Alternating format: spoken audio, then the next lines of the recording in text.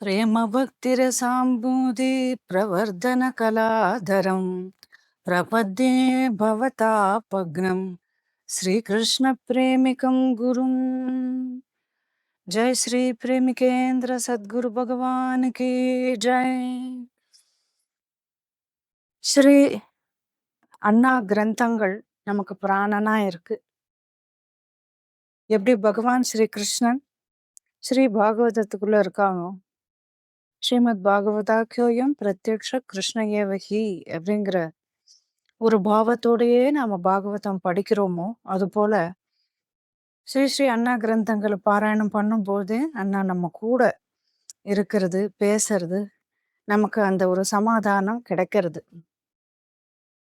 அப்பேற்பட்ட இந்த கிரந்தங்கள் ஒவ்வொன்றுமே அருளிச் செயலா இருக்கு. பிராகிருத்தர்கள் எப்படி எழுதுவாளோ ஒரு கவிதைய, அது மாதிரி இல்லை. பகவத் சாட்சாத்காரம் பெற்றவரா இருக்கிறதுனால சத்குரு தனது அந்த அனுபவங்களை கிரந்தங்கள்ல கொடுத்துடுறோம். அதுல நம்ம ராஜலக்ஷ்மி அண்ணா கட்டாட்சத்திலேயே வளர்ந்த குழந்தை. ராஜலக்ஷ்மி மட்டும் இல்ல, அவ அப்பா சுகதேவன், அப்புறம் அவ அப்பாவான நாகராஜ மாமா, அவ அம்மா, இவர்களை எல்லாருமே பார்த்தோம்னா அண்ணாவுடையே சரணத்தை ஆசிரியிச்சிருந்த ஒரு குடும்பம். அதனால அந்த குடும்பத்துல வரக்கூடிய குழந்தைகளுக்கு இயல்பாவே கிட்டானா கிட்டானாங்கிற அந்த அத்தியந்த பிரேம சுவாபாவிகமா இருக்கும். சின்ன குழந்தையில இருந்தே அண்ணா கையை பிடிச்சுட்டே அப்படியே நடக்கக்கூடிய, ஓடி ஓடி வரக்கூடிய ஒரு குழந்தை தான் ராஜலக்ஷ்மி. அவளுடைய இந்த பக்தி சேனல் அதை ஆரம்பிச்சதும் நம்ம ஆத்து வாசல்ல பரனூர்ல அண்ணா உட்காந்துட்டு இருக்கச்ச அண்ணாட்ட காட்டினான். அத உற்சவத்துக்கு வந்திருக்கச்ச அண்ணா எல்லாமே ரொம்ப சந்தோஷப்பட்டா. அவ சின்ன குழந்தையா இருக்கும்போதே அப்பேற்பட்ட ஒரு ஸ்ரத்த அவளுக்கு.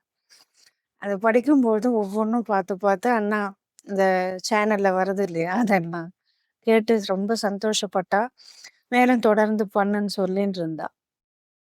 அத அவ இப்போ 1000 வீடியோக்கள், விளையாட்டு இல்லை இல்லையா, தானே சொந்தமா தன் உழைப்புல அதை படிச்சு அதுக்கு அழகான அண்ணா படங்கள் செலக்ட் பண்ணி ஒவ்வொன்றுத்துக்கும் மேட்ச் ஆகிற மாதிரி நிறைய விதவிதமா அண்ணாவையும் பார்க்கலாம் அந்த போட்டோக்கள்ல.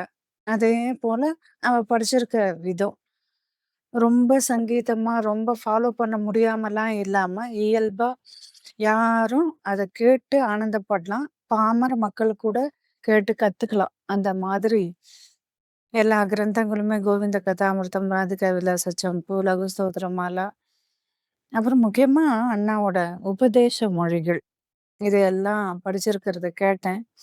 ரொம்ப சந்தோஷமா இருந்தது.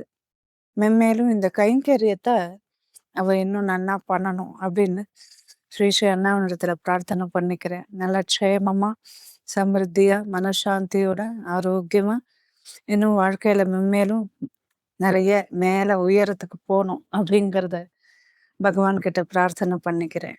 பிரேமிகாயாஸ்து மங்களம்.